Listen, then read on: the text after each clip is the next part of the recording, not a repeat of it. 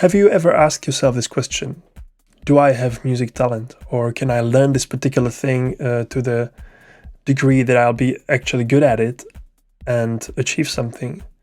Or do I need some specific talent that I'm born with in order to do this thing? My name is Fana and I'm a music educator, guitarist, singer-songwriter, producer, and I've been thinking about this topic of talent versus practice quite a bit. So here's some of my thoughts about this. From my experience, there have been many misconceptions about this topic. A lot of people who aren't into music and see musicians on the stage, it seems to them that what we're doing is something very magical. Like that there is something that you need to have, you need to be gifted with in order to be able to do things like playing guitar, singing, composing and stuff like that. We don't see it in the same way with, for example, programmers or mathematicians. A mathematician might be able to calculate something extremely difficult, but we don't think that you need to have a special talent to be a great mathematician. As humans, we are known for being pretty helpless for quite a long time after we're born.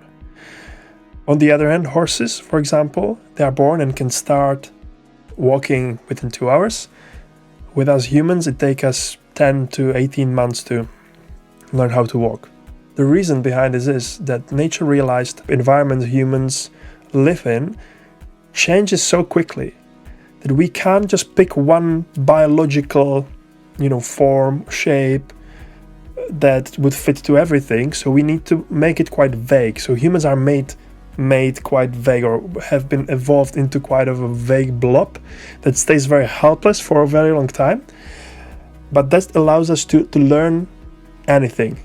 Like if you have a hard drive that have a bunch of cool stuff on it, that's great, but you can't put anything else on it too. On the other hand, if you have an empty hard drive, it's a bit boring because you don't have any stuff on it, but that allows you to put anything on it. So in this sort of fashion, humans are born like this. I gave the comparison with the horses, for example. The way I look at talent is quite similar. If you're born in a music environment and you're surrounded by musicians, you observe. And of course, the younger we are, the observation can be more impactful. We're just open to everything at first.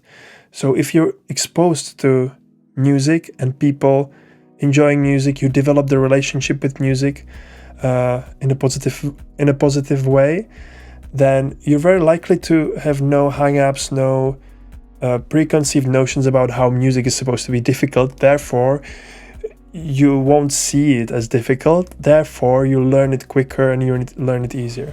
If your experience with something musical is very stressful at first, it's really hard for you to continue, and then you might appear like that you don't have talent or something, but in reality you're just very close to even try and learn. So let me give you a little example I wrote. This is actually a fragment from my ebook about how to improve your sense of rhythm. So if you'd be curious about that, I'll put the link in the description and you can check it out. Let's take a look at an example of Jim. Jim is a fictional person who was forced to play a piano by his parents. The teacher was strict and not very friendly, and the lessons were always very tense, stressful, and Jim thought that time always slowed down when he was in there. One day, Jim's teacher decided that it was time to test Jim's rhythm skills.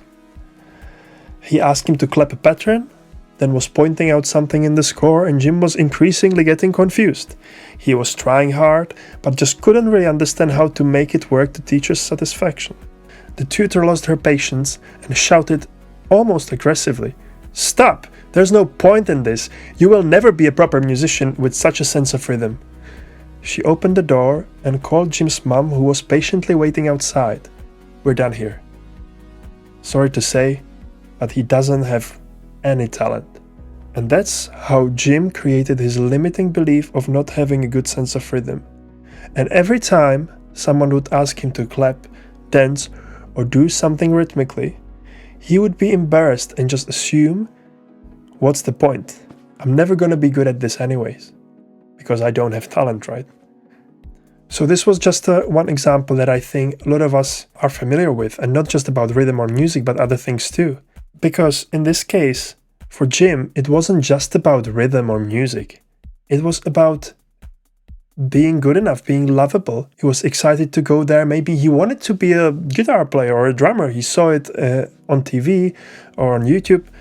And from all of a sudden, he was confronted with the reality of not being good enough, in the words of the teacher. Like, his identity was threatened. And in such situation, we usually create a protective mechanism, which is suppressed. It goes from psychology, it's called shadow. The part of this shadow is usually physical bodily tension.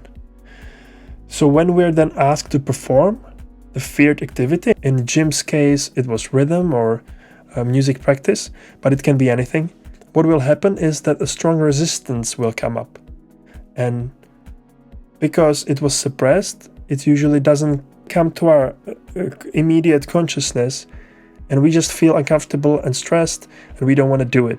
So from my experience, I've grown up in family where music and passion around music was something very normal, and the environment around it was very, very positive. I would attend concerts of my dad's band, or we would play at home even with friends, and everyone would be enjoying music, singing along, clapping, dancing.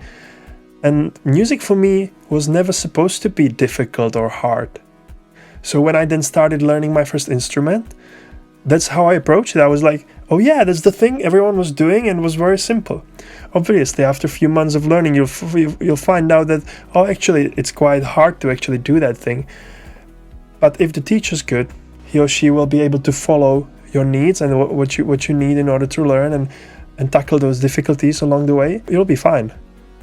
When we don't make it hard, it almost seems obvious to us. And so I would like to encourage all of you, wherever you are in your music practice, whether it's rhythm you're struggling with or something else, or pitch or technique, anything, appreciate where you are and take it from there. Start learning.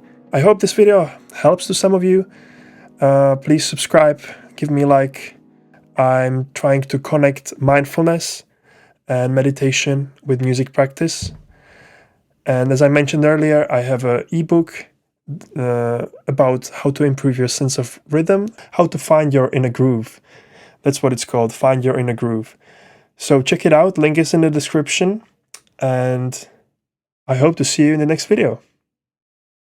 Keep it funky.